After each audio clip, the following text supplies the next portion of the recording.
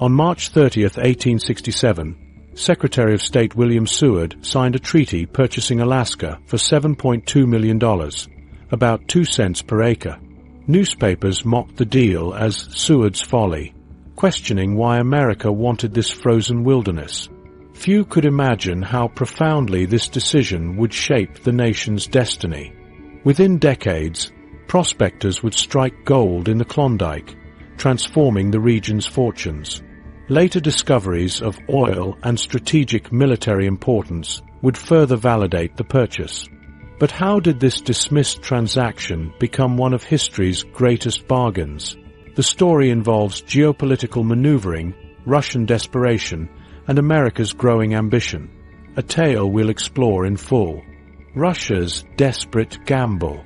Russia had controlled Alaska for over a century, but by the 1860s, keeping this distant colony became increasingly difficult. The territory stretched over 586,000 square miles, more than twice the size of Texas. Yet Russia lacked the resources to develop or defend it. This predicament stemmed directly from Russia's crushing defeat in the Crimean War, 1853 to 1856, which exposed the empire's military weaknesses and drained its treasury. The war left Russia deeply indebted, with British and French naval superiority making Alaska's coastline indefensible. Russian settlements were sparse. Just a few hundred colonists clustered around trading posts like Novoarkhangelsk, modern Sitka, where crumbling wooden barracks housed underpaid soldiers. The Russian-American company operated at a loss as the fur trade declined, unable to maintain remote outposts where supplies arrived only once a year by ship. Consequently, St. Petersburg made quiet inquiries about selling Alaska starting in 1857. Russia preferred selling to America rather than Britain, but the U.S. Civil War delayed serious negotiations until 1866. After the war, Russian Minister Eduard de Stoeckel received secret instructions to finalize a deal with U.S. Secretary of State William Seward. The timing was strategic. Russia had supported the Union during the war and sought to capitalize on that goodwill. Negotiations moved quickly in March 1867. Russia set the asking price at $7.2 million, about $145 million today, roughly 2 cents per acre. For comparison, France had sold the Louisiana Territory for 4 cents per acre in 1803. The treaty passed the U.S. Senate 37-2 on April 9th, though some senators mocked the purchase as Seward's icebox. Russia's motivations were practical: offloading an unprofitable colony while preventing British Canada from seizing it. The $7.2 million helped offset war debts, and the transfer included all Russian claims, though these amounted to just a handful of trading posts, docks, and small Orthodox churches along the coast. The interior remained largely unexplored, with Russian maps showing blank spaces beyond coastal settlements. This set the stage for internal Russian debates. Some officials opposed the sale, arguing Alaska held untapped potential. But Grand Duke Constantine, brother of Tsar Alexander II, warned that keeping Alaska would invite conflict with Britain. "We must not deceive ourselves," he wrote in 1857. During negotiations, de Stoeckel staged dramatic exits from meetings to pressure Seward into accepting Russia's terms. The timing favored America. Britain's North American colonies were forming the Dominion of Canada in 1867, creating uncertainty about future territorial disputes. Russia wanted the sale completed before this reorganization strengthened British claims. With only about 2,500 Russian settlers scattered across the vast territory, Alaska was more symbolic than functional as a colony. Critically, the treaty ignored native Alaskan rights, referring to indigenous peoples as uncivilized tribes under American jurisdiction. Russia had never controlled most native populations, who outnumbered settlers significantly. The Tlingit, Aleut, and Yupik peoples found their homeland transferred between empires without consultation. Ultimately, Russia abandoned North America to focus on Central Asian expansion. The 1867 sale ended Russian ambitions in the Western Hemisphere. For the US, it represented both a bargain and a gamble. The territory's potential remained unknown. The transfer ceremony in Sitka on October 18, 1867, proved awkward. As Russian and American soldiers watched, the Russian flag got stuck while being lowered. A soldier had to climb the pole to free it, an unintentionally symbolic moment for an empire reluctantly releasing its distant possession. Early reactions were mixed. Senator Charles Sumner defended the purchase in 1868, predicting strategic advantages from America's new northern boundary. But most Americans ridiculed the deal until gold discoveries decades later transformed Alaska's reputation and value. The sparse Russian outposts, where colonists had once traded beads for furs with native hunters, would soon give way to American frontier towns, though the transition would take decades and spark numerous conflicts with indigenous populations. Seward's unpopular vision. William Seward, the U.S. Secretary of State, faced widespread ridicule for pursuing the Alaska Purchase in 1867. Most Americans saw the territory as a frozen wasteland, and newspapers mocked the deal as Seward's Folly or Seward's Icebox. But Seward operated with a long-term vision that extended far beyond the prevailing skepticism. As Secretary of State under Presidents Lincoln and Johnson, he believed Alaska would cement American influence across the Pacific and counter British expansion in North America. His expansionist ideals echoed the broader doctrine of manifest destiny, though they clashed sharply with post-Civil War America's focus on Reconstruction and fiscal restraint. Seward's motivations stemmed from both geopolitical strategy and personal conviction.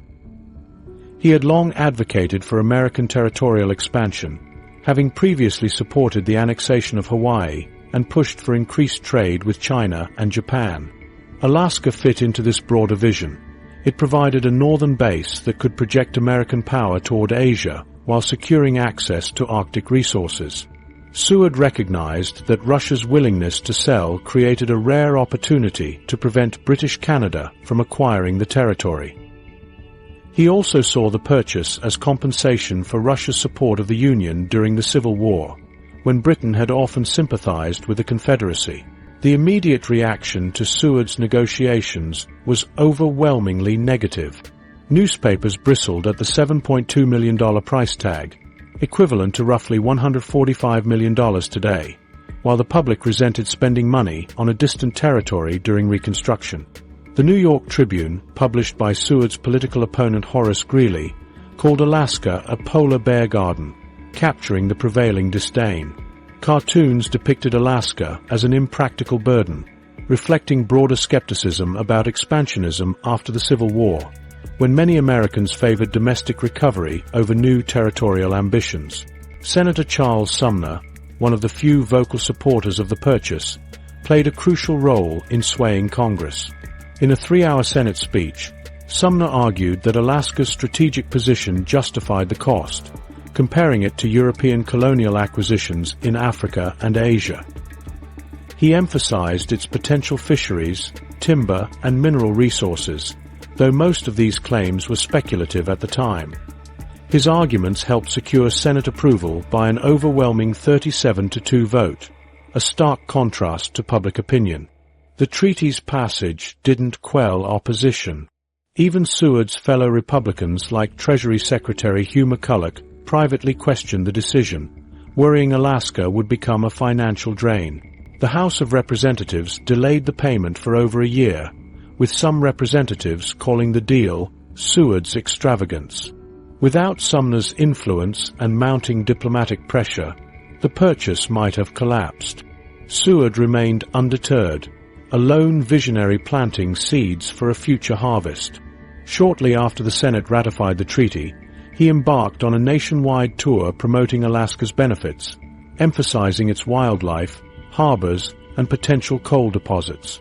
Private letters reveal his quiet confidence. He anticipated Alaska's worth would become clear within a generation. The contrast between Seward's foresight and public skepticism centered on differing views of state power. While Seward championed proactive expansion like European empires, most Americans prioritized continental development. The term Wall-Russia captured their disbelief. How could this Arctic wasteland serve U.S. interests? Yet Seward's deal contained strategic clauses, vital navigational rights, and Russia's complete withdrawal from the territory. These terms showed his deliberate push for Pacific influence. Russia's eagerness to sell further validated his confidence. Their minister hinted at unrealized potential, though neither foresaw the coming gold and oil booms. By late 1867, Seward's political isolation grew as Andrew Johnson's presidency weakened. Yet he never wavered, comparing skepticism toward Alaska to early doubts about the Louisiana Purchase. In retirement, he insisted history would vindicate him. The folly narrative fixated on short-term costs while ignoring long-term strategy. No one yet knew about the Klondike goldfields or Prudhoe Bay's oil. Seward bet on exploration revealing Alaska's worth, a gamble that required patience few possessed. Public acceptance lagged even after 1880s gold discoveries. Only in the 20th century, with World War II and the Cold War, did perceptions shift entirely. Seward died in 1872, never witnessing Alaska's full potential. But his advocacy laid the groundwork for American Pacific expansion, transforming what was once mocked as worthless into a strategic keystone. The 10-day negotiations reflected Seward's urgency. He knew delay risked leaks or Russian second thoughts. What seemed impulsive was calculated foresight, a statesman planting flags where others saw only ice. Within decades, the same papers that scorned Seward's folly celebrated it. The birth of a myth. The Alaska Purchase faced immediate backlash in 1867, with newspapers and politicians dismissing the territory as worthless. The term Seward's Folly captured public skepticism about spending $7.2 million on what many saw as a frozen wasteland. Editors across the country mocked the deal, with the New York Tribune leading the charge by calling Alaska a barren, worthless territory. These early characterizations stuck like frost on a windowpane, shaping perceptions for decades. Political cartoons amplified the ridicule.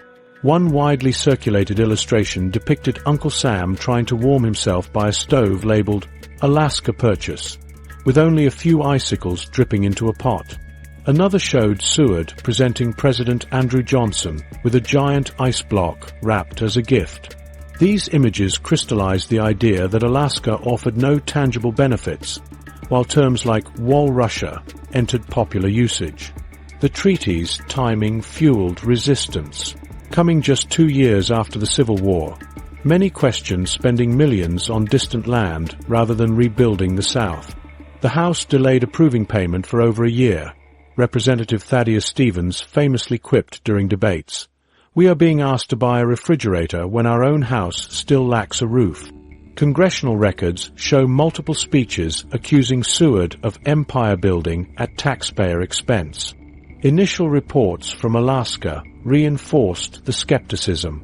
The first U.S. military administrators described it as largely uninhabitable, with newspapers emphasizing phrases like impenetrable wilderness. Readers had no way to verify these claims, and the lack of visible economic returns fed doubts. Even supporters like Senator Charles Sumner admitted Alaska's benefits might take generations to materialize. The ratification process reflected diplomatic pragmatism. While the Senate approved the treaty 37-2, this stemmed more from avoiding offense to Russia, a Civil War ally, than genuine enthusiasm. The House funding vote proved contentious, passing only after Johnson's administration made concessions to fiscal conservatives. This political infighting further tainted the deal in public perception. Russian accounts strengthened the negative narrative. Former Russian-American company managers gave interviews describing declining fur returns, with some suggesting Russia had offloaded a financial burden. The Cincinnati Gazette ran a piece claiming Russian officials privately celebrated ridding themselves of a costly nuisance. Geographical ignorance amplified disdain. Most Americans envisioned Alaska as nothing but glaciers, unaware of its forests and rivers. 1860s maps often distorted its scale, sometimes depicting it smaller than California. This misinformation persisted because Alaska received little attention in schools or media beyond initial purchase debates. The lack of immediate development fed criticism. Unlike the Louisiana Purchase, Alaska saw minimal migration. The 1870 census counted fewer than 500 non-native residents. Without visible progress, critics argued the purchase had been a mistake. The New York World wrote in 1873, "6 years have passed, and what do we have? Empty coffers and empty promises." Russian settlers departing Alaska provided further ammunition. Newspapers covered their exodus extensively, framing abandoned outposts as proof of the territory's undesirability. The Chicago Tribune ran a story titled, "Last Russians Flee Ice Prison," reinforcing the wasteland narrative. Scientific skepticism also shaped opinions. Yale geologist James Dana declared in 1869 that Alaska contained no significant mineral wealth beyond scattered coal deposits. His assessment discouraged mining investment for years, as no authoritative surveys countered such claims until 1879. Congress prolonged the myth through neglect. For nearly 20 years, lawmakers allocated minimal funds for administration or exploration. The military maintained only a token presence. Without surveys or infrastructure, Alaska remained terra incognita, a self-fulfilling prophecy where critics cited the lack of development as proof of worthlessness. Merchant reports gradually challenged prevailing views. By the 1880s, fishing fleets returned with accounts of abundant salmon, while fur traders documented rebounding sea otter populations. These commercial successes received little attention but laid groundwork for reappraisals. The myth persisted due to political utility. When debating Hawaiian annexation in the 1890s, papers like the Philadelphia Inquirer warned, "Have we forgotten millions squandered on Seward's Arctic desert?" Such rhetoric kept Alaska as a symbol of wasteful spending. Cultural portrayals reinforced stereotypes. Travel writers described Alaska as beautiful but economically irrelevant, while magazine illustrations depicted natives in exaggeratedly primitive conditions. Treasury Department accounting listed Alaska as a net drain, ignoring strategic value. Seward's reputation suffered. Obituaries mentioned Alaska as a controversial footnote rather than achievement. This characterization endured until the Klondike gold rush of 1896 shattered the myth like spring ice breaking apart. When prospectors discovered gold accessible through Alaska, perception shifted overnight. Between 1897 to 1900, Alaska and Yukon yielded $50 million in gold, 7 times the purchase price. Cities like Skagway sprang up, proving settlement potential. Critics who dismissed Alaska now praised its fertile valleys. The reversal revealed how shallow the folly narrative had been. Most critics had never seen Alaska or studied its conditions. Some newspapers initially dismissed gold strikes, but as operations expanded, even hardened critics acknowledged Alaska's value. By 1900, Seward's Folly disappeared from discourse, replaced by development discussions. The myth's persistence had consequences. Decades of negative publicity delayed governance reforms. Congress only established a territorial government in 1912. This lag disadvantaged settlers and natives alike. Ultimately, the folly narrative reveals more about 19th century attitudes than Alaska's worth. The skepticism reflected post-war conservatism and limited Arctic understanding. Seward's real mistake wasn't buying Alaska. It was failing to communicate its strategic value. Without visible short-term benefits, Americans preferred believing they'd been swindled rather than considering they might have gotten the deal of the century. Gold changes everything. The Klondike gold rush changed everything. In August 1896, prospectors discovered gold near the Klondike River in Canada's Yukon Territory, but most routes to the goldfields ran through Alaska. This simple geographic fact transformed public perception of Seward's purchase almost overnight. Within months, the same newspapers that had mocked Alaska as worthless were printing stories about instant fortunes and stampedes northward. From ridicule to riches, how did the tide turn so quickly? The first verified reports reached the continental United States in July 1897, when steamships arrived in Seattle and San Francisco carrying miners with sacks of gold. The Seattle Post-Intelligencer's headline read, "Gold, gold, gold," and described miners carrying a ton of solid gold off the ships. These accounts triggered mass migration. Over 100,000 prospectors attempted the journey, though only 30,000 reached the Klondike, many trudging through Alaska's treacherous Chilkoot Pass with 2,000 pounds of supplies strapped to their backs. Skagway, a muddy outpost with a handful of buildings in 1896, exploded into a lawless boomtown of 10,000 by 1898. Ships lined the makeshift docks for miles, unloading desperate men and overpriced gear. Con artist Jefferson Soapy Smith ruled the town until U.S. troops arrived, his gang swindling newcomers at every turn. Meanwhile, in Dawson City, eggs sold for $3 each, $100 today, and savvy merchants often profited more than the miners themselves. The numbers spoke volumes. Official records show the Klondike yielded $50 million in gold by 1900, 7 times Alaska's purchase price.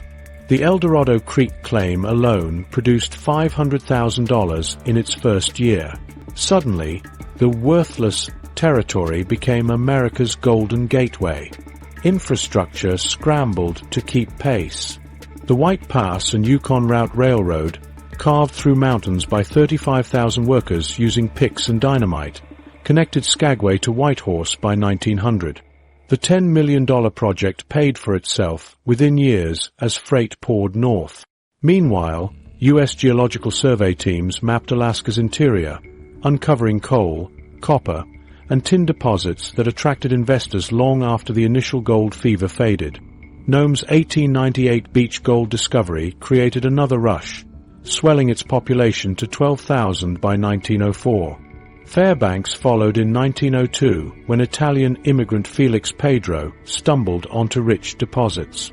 Between 1900 to 1910, these Alaskan strikes produced over $80 million, proving the territory's value extended far beyond the Klondike. The environmental cost mounted quickly. Hydraulic mining tore through river valleys, while dredges later mechanized the destruction, processing tons of earth for microscopic gold. In Dawson City, entire hillsides were stripped bare within 2 years. Media coverage did a complete reversal. The San Francisco Chronicle declared in 1899, "Time has proven Secretary Seward wiser than his critics." Textbook authors erased folly references, and even former detractors admitted their error, though few acknowledged how thoroughly they'd misjudged Alaska. International interest surged. British and Canadian investors vied for mining rights, while Scandinavian fleets expanded into Alaskan waters. Border disputes with Canada flared anew, especially in the mineral-rich Panhandle. Washington finally took notice. Congress funded roads and harbors in 1899, while the Army Corps surveyed routes for what would become the Alaska Railroad. The territory was no longer a curiosity. It was an asset. The gold rush's legacy ran deeper than economics. It revealed Alaska's potential when properly developed, with ports, rails, and telegraph lines laying foundations for future growth. Most importantly, it vindicated Seward's vision 30 years after his death. Indigenous Alaskans faced both opportunity and upheaval. Some Tlingit guides earned more in a season than previously in years, while others lost hunting grounds or fell to new diseases. The Alaska Native Brotherhood, formed in 1912, responded to these rapid changes. By 1910, Alaska's transformation was irreversible. Mining stabilized, and World War I would soon highlight its strategic importance. Critics no longer questioned why America bought Alaska. They asked why development hadn't come sooner. The psychological impact extended beyond borders. If an icebox could yield such wealth, what might other territories offer? This shift influenced American expansionism for decades, easing acquisitions from Hawaii to Puerto Rico. The speed of Alaska's redemption remains astonishing. Just 3 years after the first gold shipment arrived in 1897, 30 years of mockery evaporated. Had Seward lived to see it, he might have savored proving his critics wrong. But the true vindication came not in political debates, but in the frozen valleys where prospectors uncovered the wealth he'd always believed was there. Before World War II, most Americans still viewed Alaska as a distant frontier with little strategic importance. That perception changed abruptly in June 1942 when Japanese forces invaded the Aleutian Islands, capturing Attu and Kiska. This marked the first foreign occupation of U.S. soil since the War of 1812, shocking a nation already reeling from Pearl Harbor. The attack revealed Alaska's vulnerability and forced military planners to reassess its role in continental defense. Overnight, the territory transformed from an overlooked possession to a critical battleground. The Japanese occupation lasted nearly a year, with Attu remaining under enemy control until May 1943. American forces encountered brutal conditions during the Liberation Campaign: freezing fog that reduced visibility to zero, hurricane-force winds that ripped tents from their moorings, and temperatures plunging below -20 degrees Fahrenheit. Soldiers described the tundra as a frozen sponge that swallowed boots whole. The Battle of Attu alone claimed nearly 4,000 lives, with U.S. forces suffering over 1,000 casualties battling across the island's jagged peaks. One medic recalled treating frostbite cases where fingers snapped off like icicles during bandage changes. Responding to the crisis, the U.S. completed the impossible, building the 1,700-mile Alaska Highway in just 8 months. Overcoming permafrost and endless mosquito swarms, crews carved through wilderness with primitive equipment. The road became a vital artery, moving 300 truckloads of supplies daily by 1943. Simultaneously, the military expanded Alaska's airfield network. Elmendorf Field near Anchorage transformed from a dirt strip to a major base handling hundreds of planes daily. New Aleutian airstrips supported bombing missions against Japanese positions, while serving as critical waypoints for Lend-Lease aircraft bound for Russia. The Aleutian campaign proved Alaska's intelligence value. Weather stations tracked Pacific storms crucial for naval operations, while intercept stations decoded Japanese transmissions. One operator described how the static from auroras nearly drove us mad, but we caught every enemy signal. Naval construction matched this expansion, with Dutch Harbor becoming a major port processing more cargo than some mainland cities by 1944. The war reshaped Alaska's demographics. Military personnel doubled the population to 150,000 by 1943. Anchorage mushroomed from a railroad town into Alaska's largest city, while segregated Army engineer units brought the first significant African American presence. The infrastructure boom created lasting economic impacts. Per capita income nearly tripled between 1940 to 1950 as new roads opened mining and fishing opportunities. After the August 1943 campaign conclusion, Alaska's strategic importance only grew. Existing bases remained operational, soon augmented by Cold War radar stations. The Lend-Lease airbridge had lasting diplomatic impacts, with nearly 8,000 aircraft transferring to Soviet forces. One pilot remembered the surreal experience of handing my plane to a Russian crew in the middle of nowhere, then hitchhiking back to base. The war changed Alaska's national perception. Media coverage framed Aleutian fighters as defenders of American soil, not distant expeditionaries. This shift helped propel statehood arguments. Congressional investigators dispatched to assess defenses returned advocating political reform, their reports highlighting inadequate infrastructure and representation. Wartime innovations left enduring legacies. Medical units developed cold weather injury protocols still used today, while survival manuals written from Aleutian experiences remain standard. The environmental impact was profound. Abandoned fuel drums and Quonset huts littered the landscape for decades, while the Alaska Highway opened wilderness areas previously inaccessible. For native communities, the war brought disruption and opportunity. Some Aleut villages were destroyed during forced relocations, while others found unprecedented employment at military installations. The massive serviceman presence accelerated cultural changes that continued post-war.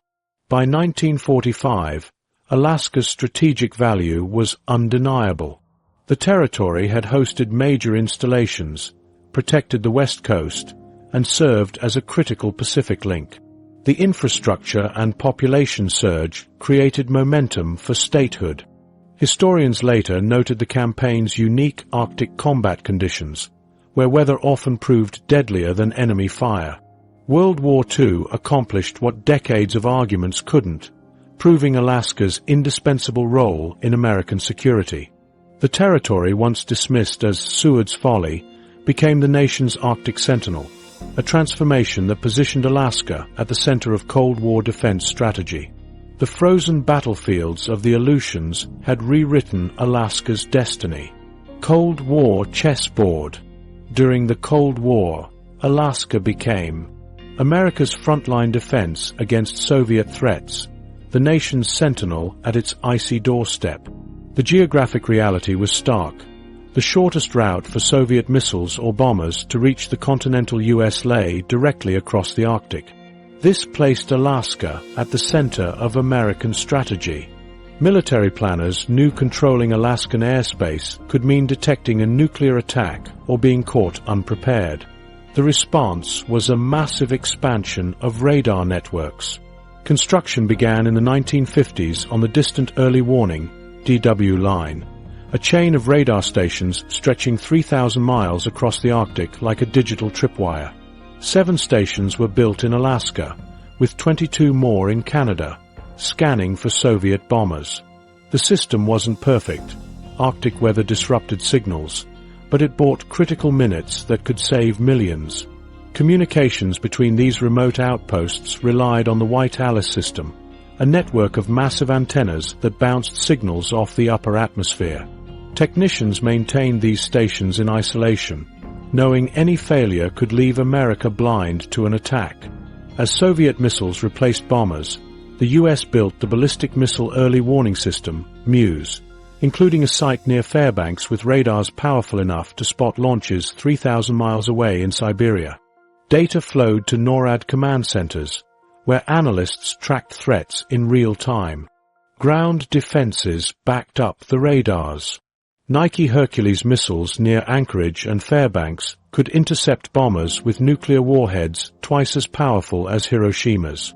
Eielson Air Force Base became a key staging ground for B-52s, while Elmendorf's F-15 jets scrambled daily to shadow Soviet bombers probing Alaskan airspace. The military buildup transformed Alaska's infrastructure. Roads built to supply radar stations later connected remote towns. Defense jobs fueled the economy. By 1960, $1 in $3 earned in Alaska came from military spending. This investment also paved the way for oil development, as engineers adapted Cold War logistics to build pipelines. Training for Arctic warfare intensified. Soldiers learned to operate in -60 degrees Fahrenheit temperatures, while submarines drilled under polar ice. Both sides knew controlling the Arctic could decide a war. The human toll was steep. Servicemen endured months of darkness and isolation at radar sites. Families on bases lived with the knowledge they'd be primary targets. Yet re-enlistment rates stayed high. Many took pride in their frontline role. Indigenous communities faced both disruption and opportunity. Some found work at military sites, while others saw hunting grounds restricted. The military's need for cold weather expertise led to recruiting native Alaskans for specialized units. Environmental scars lingered. Abandoned stations left fuel spills on fragile tundra. Experiments with radioactive materials, later revealed in declassified documents, raised contamination concerns. Cleanup stretched into the 21st century. Technology evolved, but Alaska's role endured. Satellites reduced reliance on ground radars, but sites like Clear tracked missiles and space debris for decades. The state's position made it vital for monitoring polar orbiting satellites and Russian launches. Cold War lessons from Alaska shaped global defense. Arctic early warning concepts influenced missile shields worldwide. Maintenance tricks for extreme cold found uses from Antarctica to high-altitude airports. Most importantly, Alaska proved geography could be a shield. By 1991, Alaska's strategic value was undeniable. Radar stations became air traffic control hubs. Military bases anchored local economies. The enduring presence reflected the Arctic's lasting importance. Looking back, Alaska's Cold War role justified its purchase tenfold. The territory provided not just land or resources, but a geographic advantage that defined nuclear deterrence. Without its radar coverage and interceptor jets, America's defenses would have had dangerous gaps. What critics once called SEWARD'S folly had become the nation's shield, a fact underscored whenever Soviet bombers turned back from Alaskan airspace. Today, stealth and satellites have replaced phantoms and radars, but Alaska's strategic role remains. Upgrades to bases like Eielson prove the Arctic is still contested. The billions spent weren't just for technology. They bought a geographic insurance policy that still pays off. Future conflicts may change, but Alaska's place as America's northern sentinel is secure. Black gold beneath the tundra. The discovery of oil at Prudhoe Bay in 1968 transformed Alaska from a remote territory into an energy powerhouse. Geologists with Atlantic Richfield and Humble Oil confirmed the presence of North America's largest oil field, containing an estimated 25 billion barrels of crude oil. This single reservoir held more oil than the entire proven reserves of most countries. The scale of the find immediately raised questions about how to extract and transport the oil across Alaska's harsh terrain. The solution would become one of the most ambitious engineering projects in American history, the Trans-Alaska Pipeline System. Environmental concerns emerged quickly. Conservation groups questioned industrializing one of the last wilderness frontiers. The proposed 800-mile pipeline route crossed caribou migration paths and earthquake-prone areas. Legal challenges delayed construction for 4 years until Congress passed special legislation in 1973 to override environmental lawsuits. The engineering challenges were unprecedented. Building across continuous permafrost required innovative solutions. Engineers developed elevated supports with refrigeration devices to keep the frozen ground stable. In earthquake zones, flexible joints allowed the pipeline to shift safely. One worker described the brutal conditions.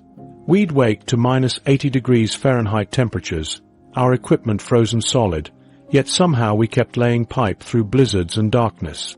Construction began in 1974, peaking at 70,000 workers housed in temporary camps along the route.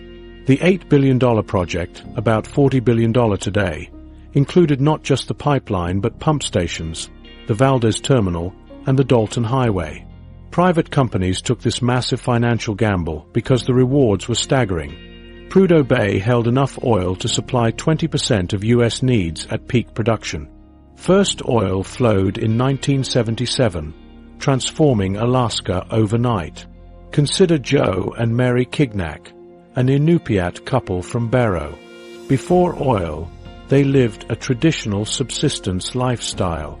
After the boom, Joe found work as an equipment operator, while Mary helped manage new community services funded by oil revenues.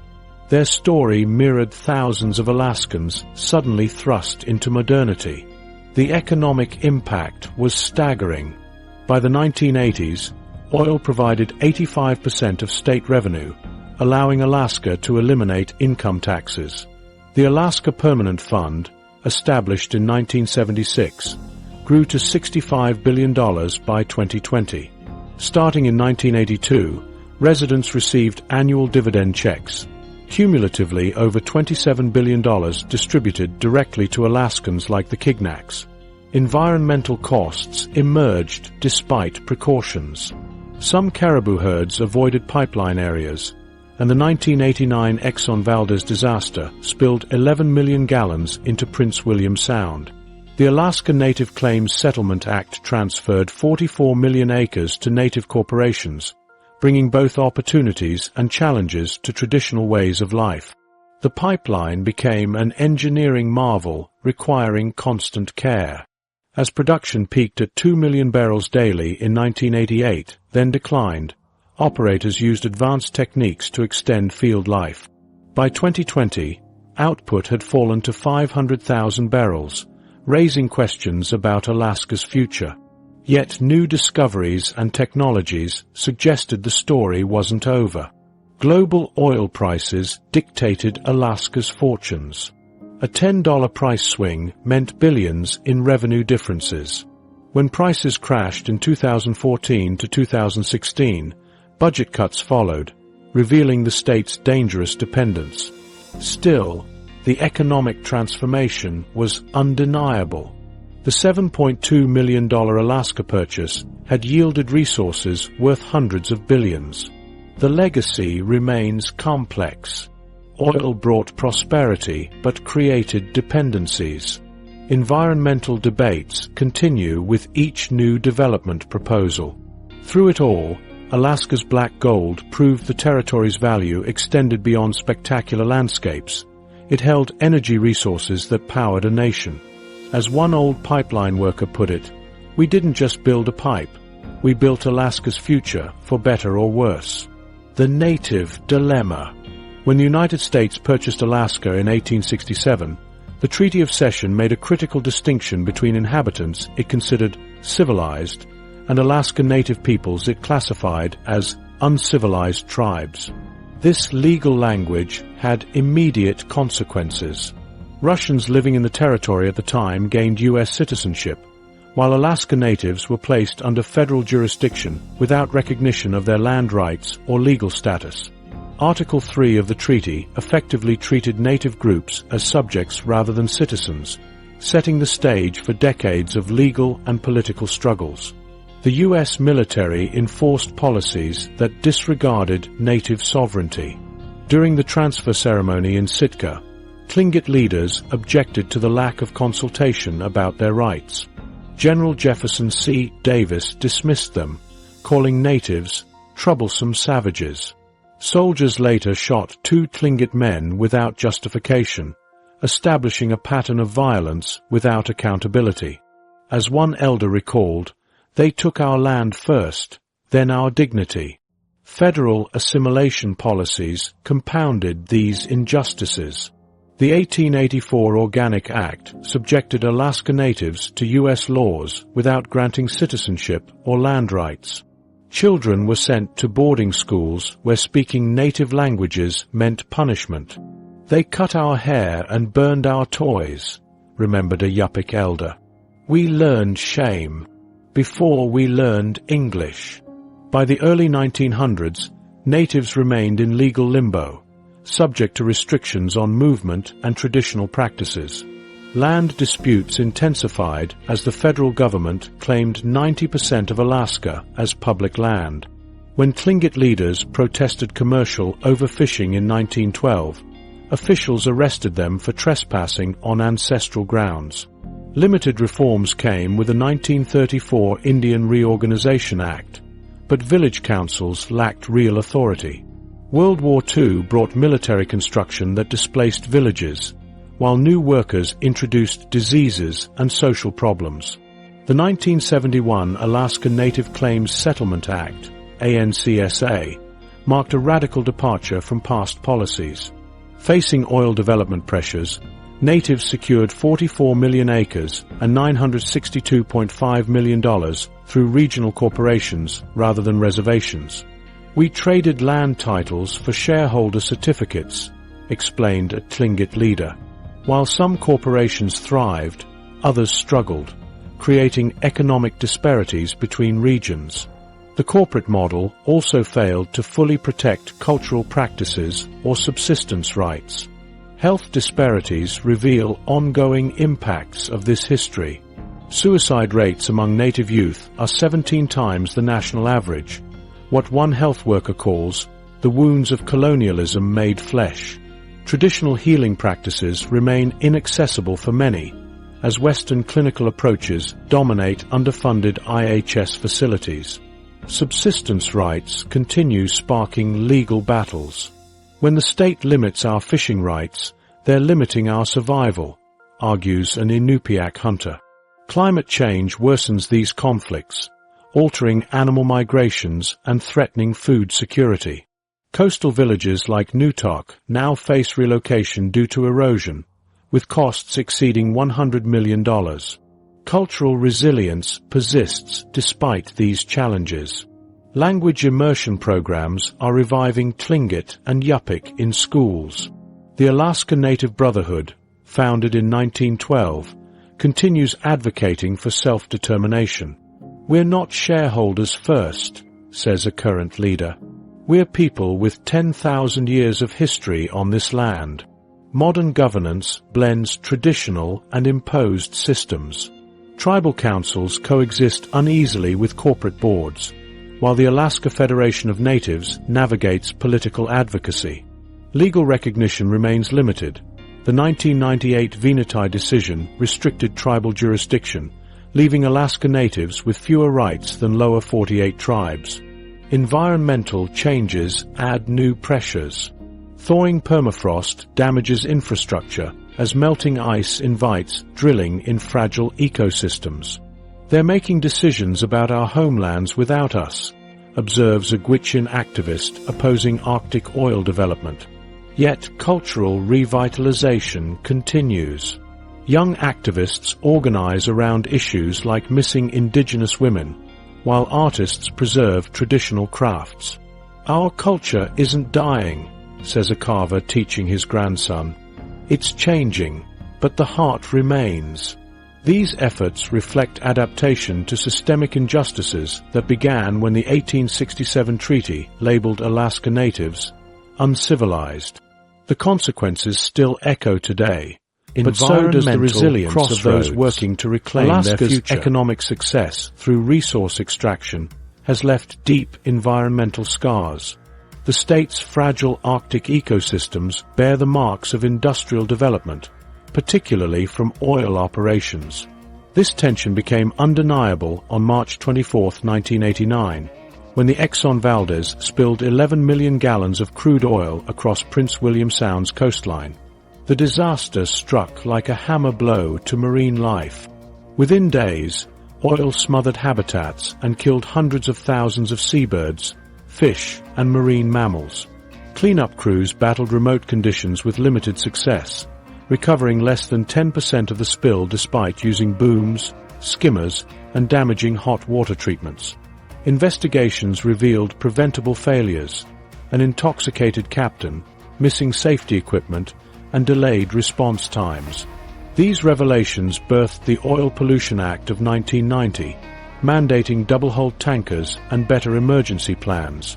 Prince William Sound's fishing communities felt the economic aftershocks for decades. Closed fisheries eliminated incomes while herring stocks collapsed. Though Exxon paid billions in cleanup and damages, Oil persists in beach sediments like stubborn stains. The spill transformed public opinion, turning acceptance of environmental risks into skepticism about industry safety claims. Oil companies responded with improved technology, but the landscape still whispers warnings along oil-stained shores. Now climate change writes new chapters in Alaska's environmental story. Permafrost, the frozen foundation beneath 80% of the state, is thawing like melting glue. This destabilizes critical infrastructure, forcing engineers to constantly adjust the Trans-Alaska Pipeline supports as the ground buckles. Northern towns like Fairbanks sink into softening earth, their roads and buildings requiring perpetual repairs. Beneath the surface, a more insidious threat emerges. Ancient carbon, locked away for millennia, escapes as methane and CO2 when the ground warms. Scientists warn the Arctic's permafrost holds nearly double the carbon currently in our atmosphere, creating a dangerous feedback loop. Coastal villages face existential threats from rising seas. Nutok's Yupik community has watched helplessly as erosion devoured hundreds of feet of their shoreline. Their $100 million relocation effort, a desperate scramble to higher ground, highlights the staggering costs of climate adaptation. Other villages like Shishmaref and Kivalina wait in line for solutions that may come too late. Meanwhile, hunters report thinning sea ice that transforms traditional subsistence into a deadly gamble. Polar bears struggle as their hunting platforms vanish, while changing fish migrations disrupt food webs that sustain generations. Despite these warnings, industrial development pushes forward. Recent administrations opened the Arctic National Wildlife Refuge to oil leasing, while offshore projects in the Beaufort and Chukchi Seas risk spills in waters where cleanup would be impossible. The proposed pebble mine near Bristol Bay threatens vital fisheries, sparking fierce debates. Alaska's economic dependence on oil, 85% of state revenue, creates powerful inertia against environmental protections. Some legislators advocate renewable energy transitions, but oil remains the lifeblood funding schools and infrastructure. This contradiction defines Alaska's climate policy. While warming at twice the global rate, the state lacks a unified emissions plan. Anchorage crafts local solutions, while rural villages drown in challenges without resources. Even conservation efforts face climate-driven paradoxes. Initially, abundant glacial runoff benefits hydroelectric dams until the glaciers disappear. Northward creeping boreal forests may absorb carbon but destroy tundra ecosystems. Beavers, expanding their range, engineer ponds that accelerate permafrost thaw, nature's cruel irony. Engineers deploy technological stopgaps, buildings on adjustable pilings, artificial ground cooling systems, advanced pipeline sensors.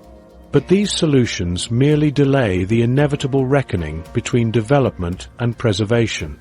Alaska's landscape serves as a living classroom where students learn about the Exxon Valdez not just as history, but as an ongoing lesson in environmental stewardship. Scientific data paints an urgent picture: vanishing sea ice, retreating glaciers, and disrupted wildlife populations. Winter temperatures rise fastest, rewriting the rules of northern ecosystems. While some changes appear locked in, researchers emphasize that emission reductions could prevent worst-case scenarios. Alaska now stands at a crossroads where climate impacts outpace responses. The Exxon Valdez showed how quickly accidents can devastate ecosystems, while climate change delivers slower but more comprehensive transformation. Both demand balancing immediate economic needs against long-term survival, a test Alaska continues to face. The state's future hinges on finding sustainable paths that honor both its natural wealth and those who depend on it.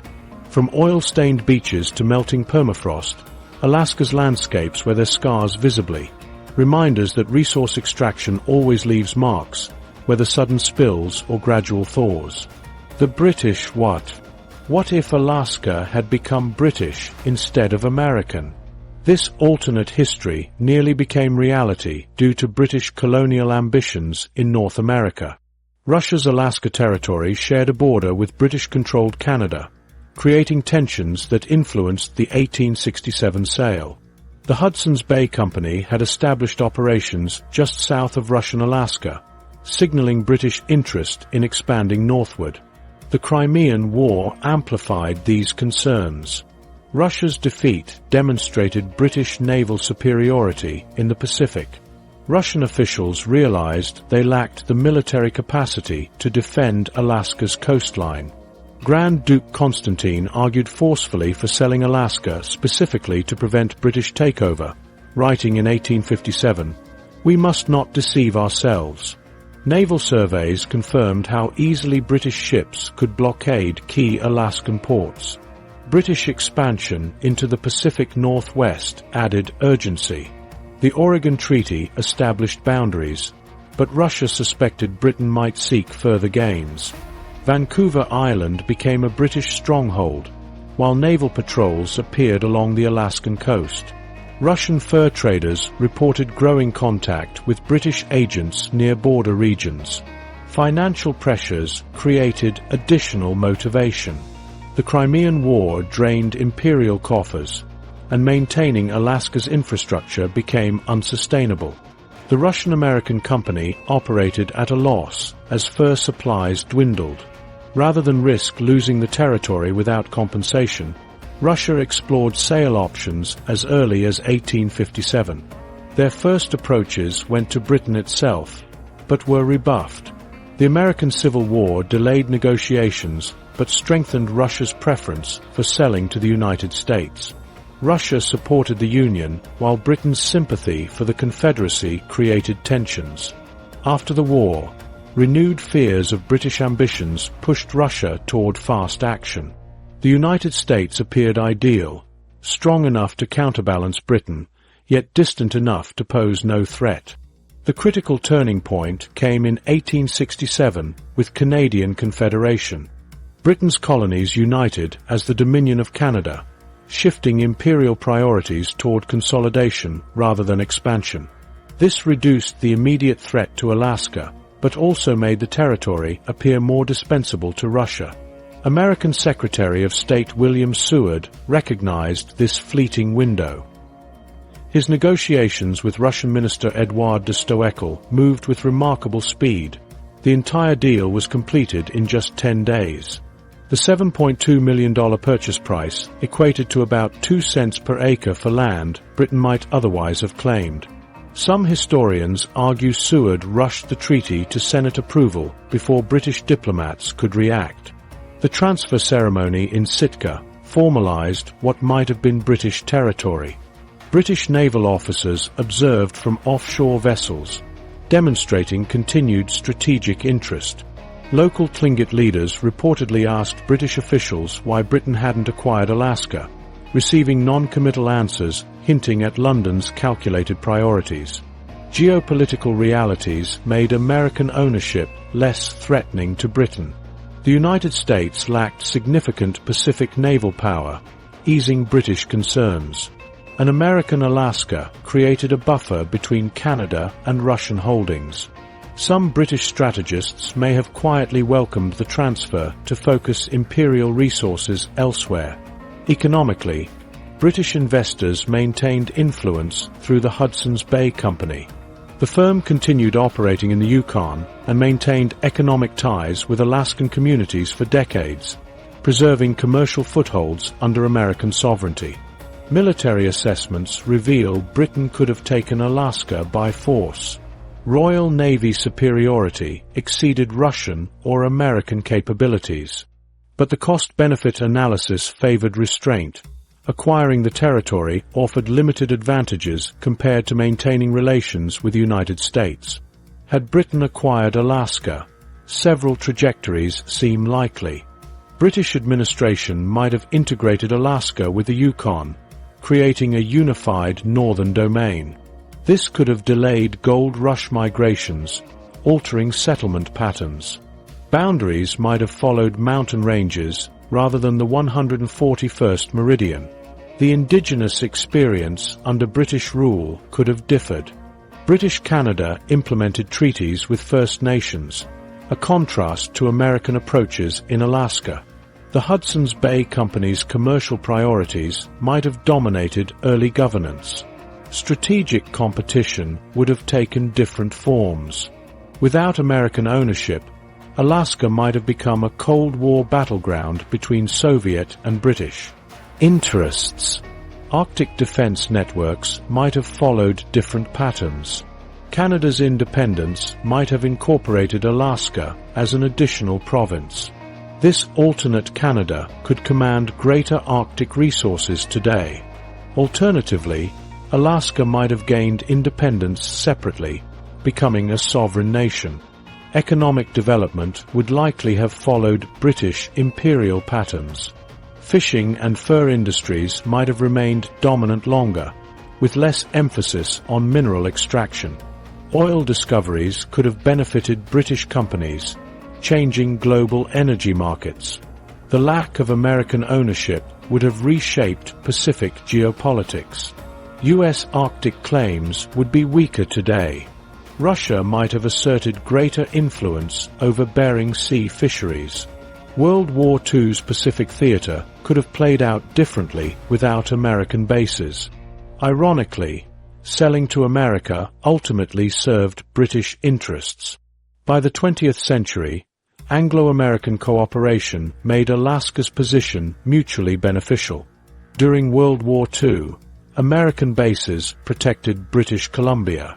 The Cold War alliance further aligned their Arctic interests. Modern repercussions continue. Arctic sovereignty debates might look different with British-descended Alaska. Canada's northern military presence wouldn't contrast so sharply with American bases.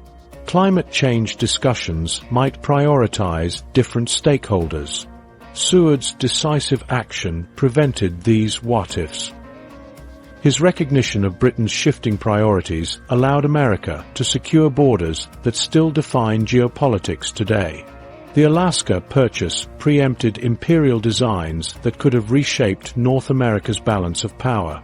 While Britain focused on Canada, America claimed an Arctic future yielding strategic advantages 150 years later. Statehood against all odds. Alaska's path to statehood spanned nearly a century, beginning with chaotic territorial governance after the 1867 purchase. For 17 years, military commanders and treasury agents imposed inconsistent policies across the vast territory, creating lasting impressions of an ungovernable frontier. The 1884 Organic Act established minimal civilian structure, an appointed governor but no legislature, while focusing mainly on mining interests rather than civic development. By 1910, Alaska's sparse population of 65,000 across an area larger than Texas, California, and Montana combined fueled congressional skepticism about viability. Geographic isolation compounded these doubts, with no road or rail connections to the lower 48 states and mail deliveries taking months to reach remote areas. But change was on the horizon.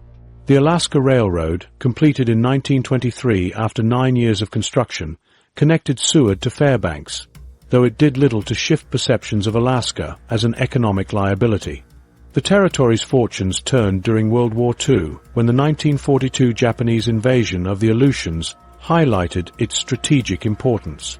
The 1942-43 construction of the Alaska Highway, a 1,700-mile lifeline built by 11,000 workers in just 8 months, proved the territory's accessibility could be transformed through determination.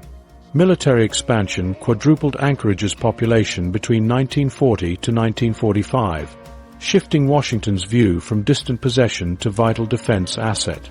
The Cold War cemented Alaska's value.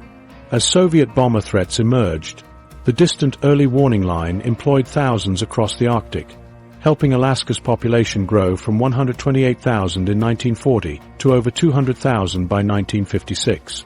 Economic developments complemented military growth. Rebounding mining operations, prosperous commercial fishing, and 1950s oil discoveries on the Kenai Peninsula hinted at untapped potential. These changes undercut arguments against statehood, as Alaska began resembling a viable state rather than a federal dependency. Statehood advocates organized relentlessly. The Alaska Statehood Committee, formed in 1949, learned from Hawaii's successful campaign while navigating political complexities. President Eisenhower supported Alaska's bid but feared adding two Democratic-leaning states simultaneously.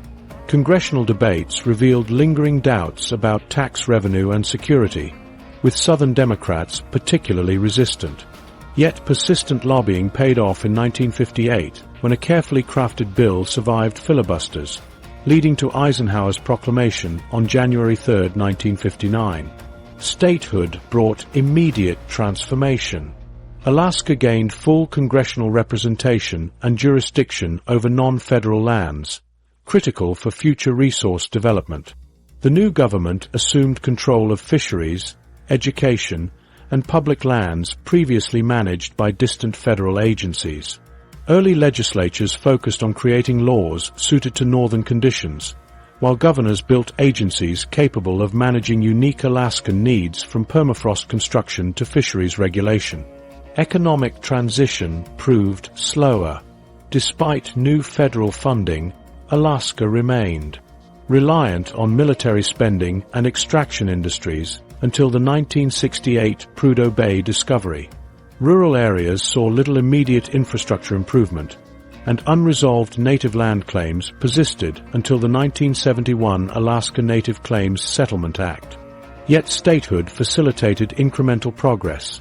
Federal highway funds expanded road networks beyond the Alaska Highway, while new bonding authority enabled port developments. The state constitution, drafted during the 1955-56 convention, reflected Alaskans' aspirations through balanced budget mandates and strong resource management provisions. Population grew 33% by 1970 as statehood reduced psychological barriers to relocation, bringing diverse perspectives to urban centers benefiting from improved healthcare and education systems.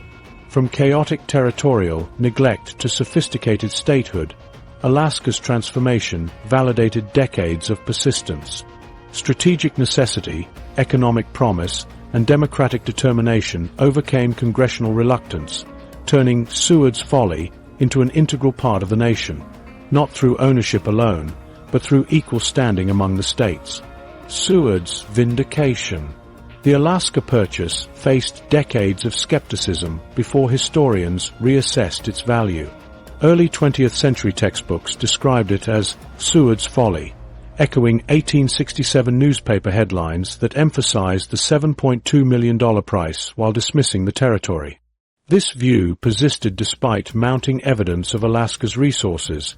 Much like initial reactions to the Louisiana Purchase underestimated its future worth. The Klondike Gold Rush in 1896 marked the first shift. Gold discoveries revealed Alaska's mineral wealth, prompting newspapers to praise SEWARD'S foresight. Yet historians remained skeptical, viewing it as luck rather than strategy. By the 1930s, economists calculated Klondike gold alone yielded 4,000% returns, enough to repay the purchase 40 times over. When including fisheries and timber, the deal had clearly proven profitable, though mainstream narratives still focused on initial ridicule. World War II forced another re-evaluation. Alaska's role in Pacific defense became undeniable after the Aleutians Campaign. Military strategists noted how SEWARD'S 1867 speeches predicted its importance for power projection, a vision now appearing prescient. The war demonstrated geographic value that gold couldn't match, like revealing a diamond's hidden facets under proper light. Post-war studies grew more sophisticated. A 1947 Brookings Institution report quantified Alaska's output across fish, fur, and timber. Adjusted for inflation, returns exceeded the purchase price by hundreds of times, with annualized ROI at 13%, outperforming most contemporary investments. These figures supported statehood arguments, gradually changing political perceptions. Cold War developments provided final vindication. The DW line radar system relied entirely on Alaska's position. Without Seward's purchase, America would lack critical early warning against Soviet threats. Think tanks ranked it among history's most valuable strategic acquisitions, recognizing Seward had considered geopolitics beyond immediate economics. Modern calculations put returns in perspective. Prudhoe Bay oil, discovered in 1968, generated $200 billion, a 3 million % return on investment. This single resource justifies the purchase hundreds of times over. The Alaska Permanent Fund, seeded with oil revenues, now holds $80 billion in assets, all traceable to Seward's decision. Geopolitical experts highlight how the purchase shaped great power competition. Alaska provided an Arctic foothold gaining value as ice melt opened shipping lanes. Russian officials later admitted underestimating its strategic position. Analysts now call it a masterstroke, securing Pacific and Arctic interests simultaneously, a rare geopolitical 2-for-1. The reassessment timeline reveals telling patterns. Initial ridicule lasted 30 years until gold. Economic acknowledgement took another 40 years. Military appreciation emerged during World War II after 75 years. Full recognition came only in the late 20th century, over a century later. Like compound interest, the purchaser's value grew exponentially with time. Seward's writings confirm he anticipated this. His letters predicted Alaska's resource and strategic value, comparing it to the initially mocked Louisiana purchase. Few contemporaries shared this vision, leaving Seward alone defending the acquisition during his lifetime. Educational materials eventually caught up. By the 1980s, textbooks balanced criticism with ultimate success. Statehood, 1959, and oil discoveries cemented the revised narrative. Standardized tests now use it as an example of long-term strategic thinking. Business schools teach it as a visionary leadership case study. Harvard's analysis emphasizes how Seward overcame cognitive biases about Alaska's potential. Management textbooks contrast short-term perception with long-term outcomes, introducing his decision to new audiences. Defense strategists find renewed relevance. The 21st century Arctic competition mirrors 1867 dynamics, with Alaska as America's northern bulwark. Military journals call it a strategic reserve, whose value appreciated as technology enabled Arctic operations. Ongoing discoveries maintain economic significance. Recent studies suggest Alaska's mineral deposits, including rare earth elements, could exceed $500 billion. Each find provides new data for recalculating ROI, potentially ranking it among history's most profitable real estate deals. Cultural perceptions completed a full reversal. Seward's foresight now replaces folly in discourse. Tourism promotions tie Alaska's wilderness to his vision, completing the trifecta of economic, strategic, and cultural vindication. Climate change introduces new variables. Melting ice may unlock additional resources and trade routes, adding layers to the purchaser's implications. Historical simulations show Seward's decision delivering superior outcomes across all scenarios compared to alternatives. The most compelling vindication comes from avoided costs. Without Alaska, U.S. Cold War security expenditures would have been substantially higher. Economists suggest these savings alone might justify the purchase price. Seward's reputation has paralleled this rehabilitation. Once remembered for folly, he's now ranked among America's most visionary secretaries of state.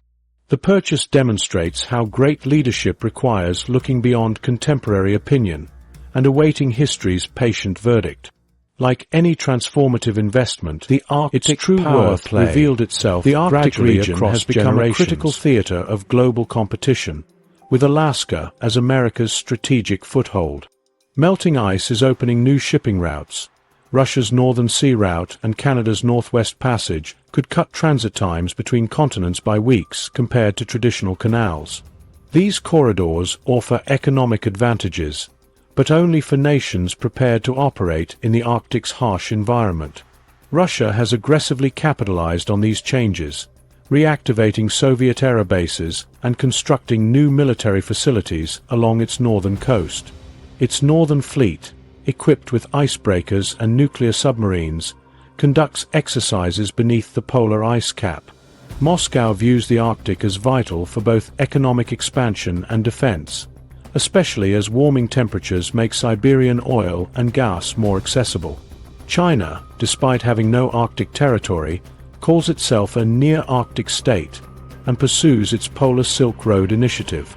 Chinese icebreakers like the Shuelong 2 conduct scientific expeditions that often double as strategic reconnaissance.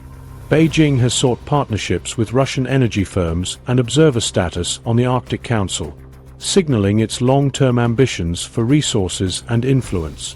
The US has responded by modernizing its military presence in Alaska. Eielson Air Force Base now hosts 54 F-35A fighter jets capable of operating in extreme cold. Joint Base Elmendorf-Richardson coordinates Arctic operations across all military branches, while the Army reactivated an Arctic Airborne Brigade. The Coast Guard is expanding its icebreaker fleet to maintain access to northern waters. Surveillance systems form layers of awareness across the vast region. Long-range radar tracks missile launches, while over-the-horizon systems detect aircraft and ships. Drones patrol remote areas, monitoring Russian movements near Alaska's coast. Submarine detection networks listen for foreign naval activity beneath the ice. Diplomacy complements military strategy. The US works through the Arctic Council on environmental protection and indigenous rights, though tensions with Russia complicate cooperation. Partnerships with Canada and Norway strengthen maritime security and search and rescue efforts. Commercial opportunities come with risks. Reduced ice could enable year-round shipping through the Bering Strait, but unpredictable conditions and limited ports remain hazards. Offshore oil and gas reserves are untapped due to environmental and technical challenges. Warmer waters may boost fish stocks in some areas while disrupting ecosystems elsewhere. Alaska's indigenous communities play a central role.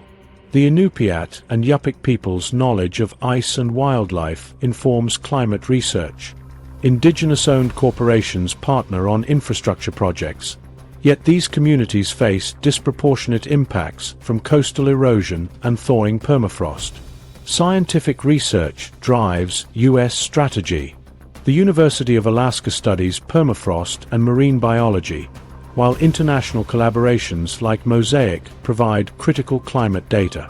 Military-funded research explores cold weather equipment and human performance, giving America an edge in extreme environments. Legal disputes loom over Arctic governance.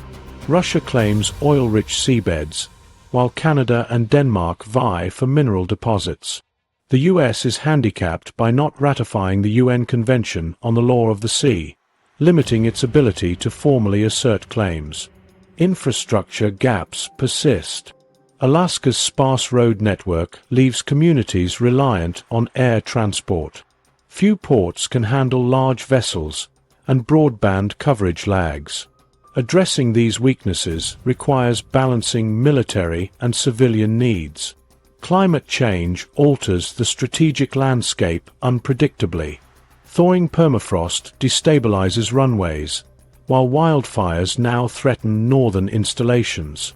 The Pentagon now factors climate assessments into all Arctic planning, a recognition that environmental shifts directly impact security. The private sector fills critical gaps. Aerospace firms test cold-weather aircraft performance, while startups develop polar gear. Telecom companies expand fiber optic networks to remote areas, and tourism operators provide logistical expertise. History reminds us of Alaska's evolving value. The 1867 purchase was mocked as wasteful, but today, Alaska is a strategic hub, a giant aircraft carrier projecting power across continents.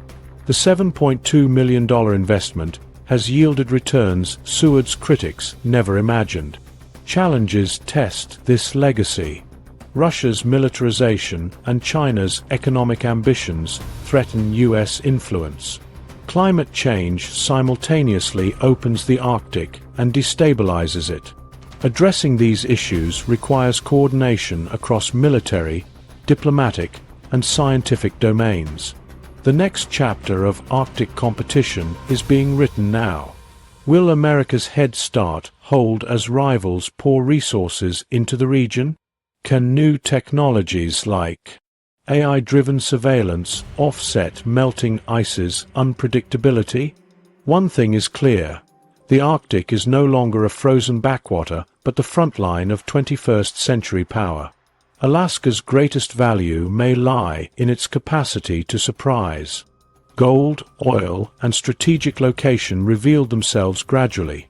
What unforeseen advantages will emerge as the ice retreats? The lesson of 1867 endures. Patient investments in geography yield returns across centuries. But in this warmer, crowded Arctic, will foresight be enough to maintain the edge? The Alaska Purchase stands as history's ultimate lesson in visionary foresight.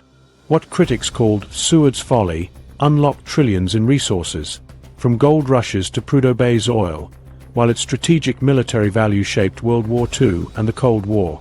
Now, as melting ice opens Arctic shipping lanes, Alaska positions America for 21st century competition, with critical bases guarding against modern threats. Seward saw potential where others saw only ice, a gamble that continues paying dividends 150 years later. Like an investment compound across generations, his $7.2 million purchase remains America's most unexpectedly brilliant move, proving true vision sees beyond the horizon.